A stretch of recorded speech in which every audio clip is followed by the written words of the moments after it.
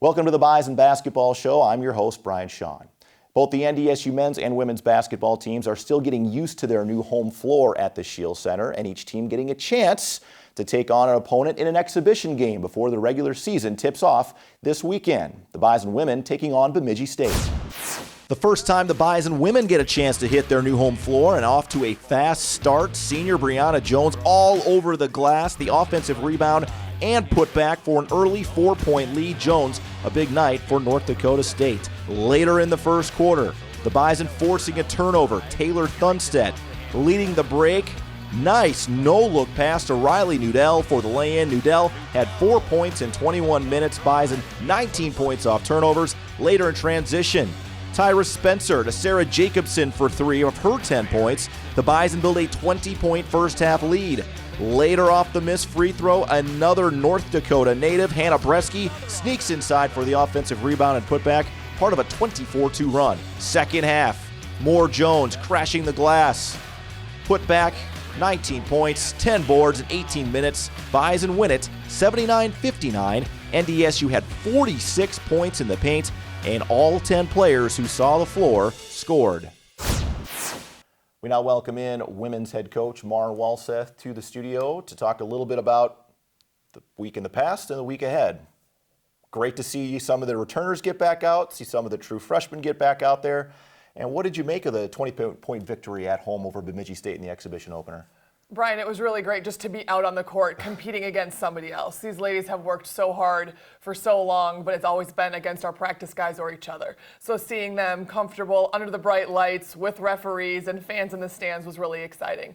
I was very proud of the returners, how they came out, but also the freshmen, how they did not necessarily show their youth, but played with confidence, and we were able to come away with a nice victory.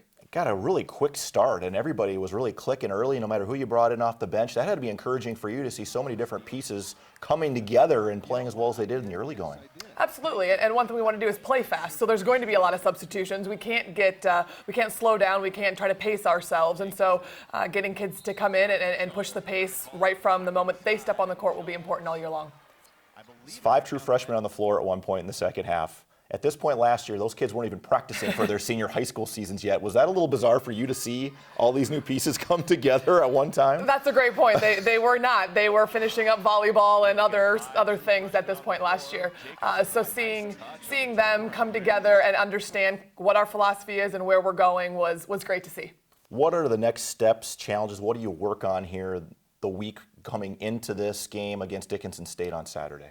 This period right now is about us. We'll have a couple more practices just about us, and then we'll take a day off, and then we'll prepare for Dickinson State. And really what we're doing is making sure that we have everything that we need in place from an offensive and a defensive perspective to make adjustments as Dickinson State shows us new and different things, because it's everybody's first game. There's not a whole lot to scout. Now it starts to become more of the grind. You guys have been going in practice for the last 4 or 5 weeks, going hard, really getting the kids acclimated to this game and trying to get acclimated to the season. But now it starts to become for real. You got games, you go on road trips. How does that mindset change for you and the coaching staff here as you handle some of these young kids that have to go through this for the first time? It's really about educating them. What does missing a day or two of school look like? How do we pack? How do we prepare? What needs to go in that travel bag? What time do we have to get up? All of that stuff. And really, we are teaching and educating the freshmen and making sure that the upperclassmen are leading by example, which they've been doing a great job of, but opening these freshmen' eyes because they have no idea what's coming. When you guys won the game, when your team came out and won the game, you guys met at half court over Bemidji State. You really were fired up. I think you were excited to see how excited they were to win a game. Yes, it was an exhibition game, but winning is winning. And I think anytime you can get a victory like that, it's a positive experience, and you got to celebrate those things. Absolutely. Somebody did something positive in every single possession, and that's to be praised and to be rewarded and to be talked about. And we're going to continue to celebrate the big victories and the little victories. Coming up against Dickinson State, as you prepare, as you get ready, for some of these kids, that's going to be new. For the returners, maybe not as new, but how do you teach them to prepare for a game? Looking at film, doing some of those things. That's a new thing for a lot of these kids as well, instead of just coming in and just playing. I think there's an element of the freshmen following the upperclassmen's lead, but also us as coaches demonstrating, talking about, and being thorough in every little thing, so nothing's a big surprise. Certainly at the end of the day, they're doing a lot of things that they've never done before. But our leadership and our guidance from me on down to the assistants and then to our upper class is really important of, no, come along, this is how we do this. No, this is what we do. This is just so they are focused on the right things and not going in 15 different directions. Exciting to just get a game on your home floor, I'm guessing, too, which probably doesn't feel like a home floor quite yet, but probably will over the course of the next few weeks. Oh, it's a home floor. It's a home floor. We're into that. It's a home floor. But yes, extremely excited to really kick it off. I was at Coach Kish's wrestling match to see the first official event there yesterday, and it was just the excitement, the passion. You know, it's bubbling around, and we're excited to get it all started. All right, Maren, well, we wish you the best of luck in your first couple of games before you hit the road, and we'll check in with you next week. Thanks, Brian. All right, the Bison Basketball Show will continue after this as NDSU men's coach Dave Richman joins us on the set to preview their season opener against Arkansas State. The Bison Basketball Show on Midco Sports Network is presented by Nodak Mutual Insurance Company and Midco Windows. Welcome back to the Bison Basketball Show here on Midco Sports Network. Joined now by NDSU men's coach Dave Richman. The Bison coming off their first game of the season, so to speak. It's an exhibition, but still a good opportunity for your guys to get out, play against somebody else, and kind of see what some of these new true freshmen bring. What did you make of the first game in the Shield Center, and how do you feel like your guys responded? I think that was the biggest thing for us to actually get into the Shield Center. You walk by it every day, and you kind of peek out there, and a lot of credit to so many people putting that place together, and it didn't get really finished until that morning. And we had a special day during the day on Wednesday, and then finally got our group out there for a 2 p.m. shoot around, and you could just see the excitement in all of our guys' eyes. And then it was fun. It was fun to be in there that night, Wednesday night, 7 p.m., and get some fans in there, and for everything to go off, and just kind of get the freshness, the newness out there, get that feel, get the excitement level going for our guys, and saw some things we're certainly excited about and encouraged with. I think we've talked about this before, Brian, you and I.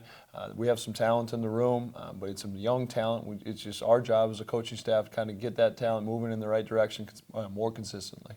It looked like the energy level, though, from all 12 guys that got out there, it looked like it was pretty good, Dave. It looked like everybody brings a little something to the table. That's got to be encouraging for you to see, even though there's a long way to go. Absolutely, and I think that's a big part of what we do. We talk about it to our kids, work hard, have fun, and I think that's what's made our teams pretty successful come to late in the season too, and why not start that right away? And there was a stretch there in practice we had to learn to compete. I think we've done that. Now it's about learning how to compete and how to execute some things. And one thing you can control is your body language, your attitude, your energy level all the time. You're not always going to be making shots. You're not always. Some teams are going to hit some tough shots in you when you've had a good defensive possession, but you can always control those things, and that's what we preach to our guys consistently. True freshmen playing, not playing. When you look at a guy like Tyson Ward, we saw Cam Hunter. We even saw, the walk-on come in a little bit and play a little bit. The kid from Gretna, Nebraska, a little bit. When you start making decisions on who's going to play and who's going to sit this year. And those conversations have always been ongoing here this fall, and we've sat down with a couple of them since the exhibition game and kind of laid out our plan a little bit. We'll let some things play out here early in this week, but we're more apt to play somebody than not. We've had a tremendous amount of success lately for 20-win seasons, and we want to keep building off that. And we understand that it's a long season, and there's bumps, bruises that go into it.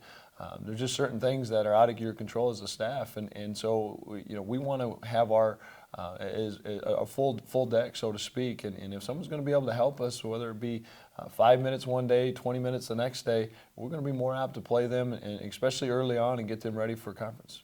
I know that they had the first exhibition game. You haven't even played your first regular season game, but you had a long grind of practices, getting the guys ready to get to this point, and you gave them a few days off, gave the coaches a few days off to just kind of take a breath, get away from the game for a little bit. And I think for you, that was probably an important thing for you to try to get your team, just organized and feeling better before getting into this grind of this crazy season that's about to start. There's absolutely no question about it. 42 days out from your first game, you're allowed 30 days in between, and the exhibition counts or scrimmage counted as one of those 30 days, and that's a long time to just be going against yourself, just be going against green and gold, so to speak. And there's only so many things as a coach you can trick them into. And so they were excited, obviously, to get in there Wednesday. But then we gave them 2-3 days off to kind of refresh and recharge, because for the next 4 months, basically, hopefully we're playing deep into March. it's going to be busy. We're going to be up and down commercial air flights, charter flights, bus trips, home games, shoot-arounds, pregame meals. All those things go into it, where we become a real tight Bison family. And it's going to be great. It's a lot of excitement, but especially for these younger kids, it can be a little bit of a grind at times, and we want them to be fresh, energized. I think what you've seen our teams is again, going back to your conversation earlier, having fun, playing with a tremendous amount of energy. Certainly some things that we need to continue to execute, make no mistake about that, but it's a long season. We want them energized and having fun running around out there. Scouting Arkansas State. Although you played some of the personnel last year, whole new coaching staff, whole new way of doing things, how difficult does that make it to get ready for a team like this when you really don't have a lot to scout? Yeah, the kids are going to love it because they're just going to go play. This is a nightmare from a coaching standpoint. Brand new staff, only 3 guys. The name on the uniform, the color is going to be the same as we were fortunate to beat last year. But everything else is going to be different, but that's what it's all about, especially basketball. You look at basketball. Basketball isn't a game that A to B to C to D. Sometimes it's A to B to F, back to Z, and all around. And we'll have to definitely figure some things out on the fly, but it'll be exciting to be a big time atmosphere in there on Friday night. Talk just real quickly about the atmosphere. How big is that going to be? This is a building that has potentially really loud. Yeah, I mean, we filmed the show last week from the top concourse, and you look up and the ceiling's only 10, 15 feet higher from that. The noise in there only has one direction to go, and that's down, right under the court. So it'll be exciting. A guy got in there the other day for the wrestling match against Iowa State, and there was 1,500, 2,000 in there. It was loud for that. So we get 5,000 in that place. It's going to be loud. We're looking forward to it, Dave, and good luck this weekend. You got 2 games, Arkansas State Friday and then Morris on Sunday. So good luck in both of those. Appreciate it. All right, the Bison Basketball Show will continue after this as we take a look at one of the senior leaders for North Dakota State, Carlin Dupree. The Bison Basketball Show rolls on after this. Welcome back to the Bison Basketball Show. Carlin Dupree is one of only 2 seniors on the NDSU men's hoop squad this year, and over the years, Carlin has made significant impacts in the program, from his heroic performance in overtime against Oklahoma to leading his team in scoring in the Summit League tournament last season. Here's more on the senior guard from Milwaukee. The path to North Dakota State University wasn't an easy one for senior guard Carlin Dupree. The journey has involved overcoming obstacles growing up in the city of Milwaukee, Wisconsin. Tough neighborhoods and tough people. But for Dupree, it was all he knew. Honestly, when you live in it, you just don't really realize it. I really didn't start realizing until I came here, like how different it was. I mean, it's a community full of violence. Fortunately, Dupree was able to avoid distractions, thanks to support from his family and friends. It was a strong network that helped keep him on the right path. I knew if I wanted to get where I wanted to go, I had to do that for not only for myself, but my family. He blossomed in high school, garnering college interest from a number of schools, which included NDSU. His initial reaction wasn't all that positive. When they sent me the interest letter, I tossed it away. I'm like, I don't think I'm going there. It was one of those things, you 17 years old, like, I don't think I'm gonna move that far from home. After a visit to Fargo, Dupree changed his tune, committing before he left town.